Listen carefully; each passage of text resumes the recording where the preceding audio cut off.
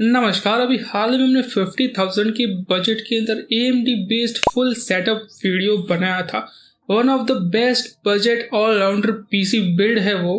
तो भाई मैंने सोचा कि क्यों ना सेम बजट में आज इंटेल बेस्ड पीसी बिल्ड बनाया जाए। फुल सेटअप रहेगा, दोनों को कंपेयर करेंगे एंड फाइंड आउट करेंगे भी दोनों में से किस टाइप के यूज़र को कौन सा वाला 50,000 में परचेस करना चाहिए। फुल सेटअप है तो CPU, monitor, keyboard and mouse सब कुछ 50K में इंक्लूडेड है। ठीक है, तो फिर चलिए शुरू करते हैं प्रोसेसर से। प्रोसेसर में हम ऑफ कोर्स इंटेल का latest 12th generation processor i5 12400 use करेंगे। लेटेस्ट है, साल के शुरू में ही लॉन्च हुआ है। Comes with 6 course and 12 threads and जैसा कि आप जानते हो 12 जेन प्रोसेसर है PNE कोर्स, मतलब कि performance course and efficient core. But हमारे इस प्रोसेसर में सिर्फ परफॉर्मेंस कोर्स ही हैं। 12400 के ऊपर 12600K, KF वगैरह में हमें ये दोनों PNE कोर्स देखने को मिलते हैं। खैर, i5 12400 has base speed of 2.50 GHz, 4 GHz on all cores and max turbo speed up to 4.4 GHz। 18 MB की कैश है एंड पावर कंजप्शन है up to 117 watt. And yes, it has integrated graphics Intel UHD 730। अब एक छोटा सा quick comparison कर लेते हैं हमारे लास्ट बिल्ड के प्रोसेसर Ryzen 5 5600 के साथ में। तो यार Cinebench R23 single core performance में 12400 ने 5600 को पीछे रख दिया है, करीब 15% फास्टर है। एंड वहीं मल्टी कोर में भी भाई काफी तगड़ी टक्कर दी है। 11996 कोर के साथ Ryzen 5600G से 8% फास्टर है। एंड ओवरऑल जनरल परफॉर्मेंस भी काफी क्लोज कंपटीशन देते हैं एक दूसरे को। बट क्योंकि 12 जनरेशन रिसेंट है, 12400 काफी बेहतरीन तगड़ी परफॉर्मेंस के साथ थोड़ा सा आगे है 5600G से। बट क्या ये gaming and real world scenarios में भी इतना अच्छा परफॉर्म कर पाएगा? ऐसा खुलासा हम आगे वीडियो में करेंगे, सो कीप वॉचिंग। फिलहाल आते हैं हमारे नेक्स्ट कंपोनेंट मदरबोर्ड पे। मदरबोर्ड में हमने यहाँ वही पिक किया है जो मैं जनरली बजट 12 जनरेशन के बिल्ड में यूज करता हूँ। It is Asus Prime Health 610M ED4। इस मदरबोर्ड की काफी गुणगान हमने हमारी पिछली वीडियोस में किए हैं। One of the best budget motherboard है 12 जनरेशन के प्रोसेसर्स के लिए। माइक्रो ATX फॉर्म फैक्टर का है, सभी 1700 सॉकेट के प्रोसेसर को सपोर्ट करता है। RAM up to 64GB DDR4 up to 3200 MHz तक सपोर्ट करता है। ऑन बोर्ड पर 2 M.2 slots, 4 SATA connectors, PCIe 4.0 वगैरह मिल जाता है। And yes, back side IO ports में भी 3 टाइप का डिस्प्ले ऑप्शंस हैं, which includes DisplayPort, VGA as well as HDMI port. And यही सारे फीचर्स के लिए मैं इस बोर्ड को बजट बेस से मैं यूज करता हूँ। एंड हाँ भाई, ओवरऑल कई फीचर्स वाला फ्यूचर अपग्रेड्स के साथ ये motherboard one of the best है इस तरह के बजट बिल्ड्स के लिए। ठीक है, नाउ आते हैं रैम पर। तो रैम में हमने इस बार पिक की है G-Skills की तरफ से Ripjaws V सीरीज की 8GB DDR4 3200 MHz की 2 RAM stick. Total 16GB in dual channel RAM. Why in kit, why in dual channel? इसको एक्सप्लेन करने के लिए एक छोटा सा एग्जांपल लेते हैं। चलो मान लो कि आप छत की टंकी से पानी भर रहे हो। टंकी से एक पाइप कनेक्टेड है जिससे पानी बाहर आ रहा है। एंड यहीं पर अगर आप छत की टंकी में एक और पाइप कनेक्ट कर देते हो तो पाइप दुगने हो जाएंगे। 2 पाइप से दुगना पानी निकलेगा, राइट? ऐसा ही केस रैम में भी है। जब रैम ड्यूअल चैनल में चलती है तो डेटा ट्रांसमिट भी डबल स्पीड में होता है, irrelevant of RAM frequency and capacity। ठीक है, एंड यस, क्योंकि इससे थोड़ी बहुत परफॉर्मेंस भी इंक्रीज होती है तो जाहिर है कि भाई FPS भी बढ़ेंगी।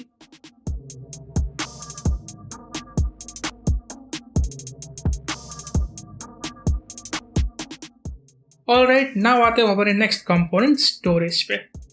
तो स्टोरेज के लिए हम वही पुरानी हमारी favourite Kingston NV1 500GB NVMe use करेंगे। ये NVMe काफ़ी चीप में मिल जाती है, decent read and write speeds हैं, तो system boot and software load चुटकियों में हो जाता है। एंड अगर आपको 500GB से ज़्यादा की स्टोरेज की रिक्वायरमेंट है तो आप साथ में हार्ड डिस्क भी इंस्टॉल कर सकते हो। Yes, SSD plus hard disk का कॉम्बो बेहतर है, स्टोरेज भी इनफ रहती है। छोटी छोटी फोटोज से लेकर बड़ी बड़ी गेम्स सब कुछ आप मैनेज कर सकते हो। ठीक है, तो अब आते हैं हमारे नेक्स्ट कंपोनेंट पर। इन सभी कंपोनेंट्स को पावर देने के लिए पावर सप्लाई तो चाहिए ना भाई। तो फिर पावर सप्लाई में हमने पिक किया है Corsair की तरफ से CV450। ये 450 वाट का 80 plus bronze certified power supply है। 85% एफिशिएंट Corsair जैसे वेल रेप्यूटेड ब्रांड से बेहतरीन PSU बजट में भी पड़ता है, तो भाई हमारे इस बिल्ड के लिए ये सही ऑप्शन है। नाउ आते हैं तो the last component of the CPU, cabinet पर। तो भाई 50K जैसा प्यारा बजट है, आज के ज़माने में PC बिल्ड कर रहे हैं, तो भाई आकर्षक ढांसू दिखने वाला केस तो चाहिए ही। तो इसलिए इस बिल्ड में हमने चूज़ किया है Antec NX 250। देख लो भाई, लुक्स में तो सही में काफ़ी गजब है। फ्रंट साइड में मैश इनटेक भी है, साइड में टेम्पर्ड पैनल है, अप टू 8 फैंस इंस्टॉल कर सकते हैं। फ्रंट में 360 तक का AIO भी लगाया जा सकता है। 3 SSD या 2 हार्ड डिस्क के स्लॉट्स हैं। 310 तक का ग्राफिक कार्ड आ जाता है, मतलब कि भी बड़े से बड़ा कार्ड लाइक 3080, 3090 वगैरह भी इसमें आसानी से फिट हो जाते हैं। And the best part is ये सारे फीचर्स 3000 जैसा फ्रेंडली प्राइस में है। तो इसी के साथ अपना ये 50,000 के बजट में 40K का CPU रेडी हो जाता है। अब इस पर कैसी परफॉर्मेंस निकलती है, गेमिंग रेटिंग में ये कैसा परफॉर्म करता है, ये समझने के लिए हमने कुछ बेंचमार्क्स एंड ग्राफ्स रेडी किए हैं। शुरू करते हैं गेमिंग से। तो इस कॉन्फ़िगरेशन पर i5 12400 इंटीग्रेटेड ग्राफिक्स पर गेमिंग में थोड़ा सा स्ट्रगल जरूर से करता है। आप स्क्रीन पर देख ही सकते हो, कोई बहुत ही ऑसम परफॉर्मेंस नहीं निकल रही। एंड वहीं हमारे लास्ट बिल्ड Ryzen वाले 5600 के साथ गेमिंग काफ़ी हद तक बेहतरीन परफॉर्मेंस निकाल लेता था। ऐसा इसलिए क्योंकि AMD के इंटीग्रेटेड वेगा ग्राफिक्स काफ़ी ज़बरदस्त पावरफुल होते हैं इंटेल के इंटीग्रेटेड ग्राफिक्स के मुकाबले। एंड यही रीज़न है कि विदाउट डेडिकेटेड ग्राफिक्स i5 12400 उतनी अच्छी गेमिंग नहीं करवा सकता। बट अगर हम इस सेम कॉन्फ़िगरेशन के साथ डिसेंट GPU लाइक 3060 लगा दे तो यहाँ पर पूरी बाजी इंटेल की तरफ हो जाती है। क्यों? क्योंकि जैसा कि मैंने पहले मेंशन किया था, CPU कंपैरिजन के टाइम पे i5 12400 थोड़ा सा फास्टर है 5600G से। यही वजह है कि अगर आप RTX 3060 जैसे अच्छे बड़े कार्ड्स 12400 के साथ पेयर करते हो तो आपको ज़्यादा फ्रेम्स मिलेंगे 5600G 3060 के कंपैरिजन में। एंड गेमिंग के अलावा एडिटिंग भी कर सकते हो। i5 12400 पर Photoshop, Premiere Pro, Vegas Pro जैसे सॉफ्टवेयर चल जाते हैं। 1080p 60 FPS की ये फुटेज को रेंडर करने में करीब 7 से 8 मिनट लगाता है। बजट के हिसाब से ओके ही है। एंट्री लेवल लर्निंग एडिटर के लिए सही ऑप्शन है। एंड बाकी जनरल यूज से लेके ऑफिस का टास्क तो जाहिर है कि भाई आराम से कर लेगा। 50K जैसा बजट है, i5 प्रोसेसर, 16GB की रैम है, तो भाई आराम से सारे सॉफ्टवेयर बिना लैग के ये हैंडल कर सकता है। ठीक है, तो 40K के बजट के अंदर अपना ये CPU रेडी हो जाता है। सारे लेटेस्ट एंड क्वालिटी कंपोनेंट्स हमने इसमें यूज किए हैं, किसी भी तरह का कोई कॉम्प्रोमाइज नहीं किया है। ओके, बट अभी अपना फुल सेटअप कंप्लीट कहाँ हुआ है? मॉनिटर, कीबोर्ड एंड माउस तो अभी बाकी है मेरे दोस्त। मॉनिटर में हम वही AMD बिल्ड वाला Acer EQ22 को यूज करेंगे। 21.5 इंच का फुल HD VA पैनल का डिस्प्ले है, VGA HDMI कनेक्टर्स है, 250 निट्स की ब्राइटनेस एंड 75 हर्ट्ज की रिफ्रेश रेट है। एंड ये सभी फीचर्स सिर्फ 7500 में। तो भाई ऑब्वियसली ये pure value for money monitor है। फिर चाहे गेमिंग करनी हो या movie enjoy, this is the monitor for you my friend. Alright then, बढ़िया वाले कीबोर्ड एंड माउस भी ज़रूरी है एक अच्छे आरामदायक सेटिस्फैक्टरी लेवल की गेमिंग के लिए। इस बिल्ड के लिए बजट के अंदर बढ़िया उच्च क्वालिटी का 60% मैकेनिकल कीबोर्ड पिक करेंगे, which is from and esports MK1200 mini।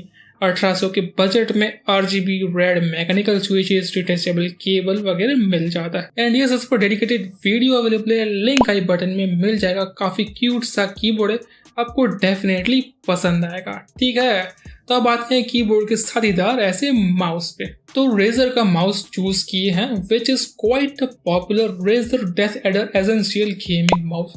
Best yet affordable, comes with precise sensor, ergonomic design, 1000 Hz polling rate, 5 buttons up to 6400 तक की DPI।